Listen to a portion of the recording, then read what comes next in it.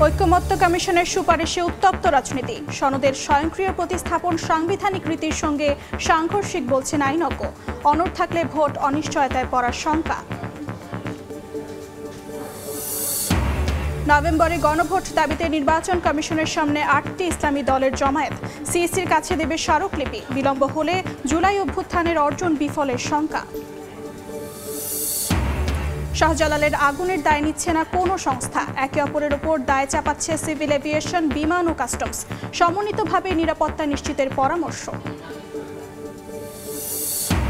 উৎপাদিত খাদ্যের 1/3 বেশি যাচ্ছে ডাস্টবিনে। খাদ্য নিরাপত্তাহীনতায় 1.5 কোটি মানুষ। অপচয় রোধে কঠোর নীতিমালা করার তাগিদ।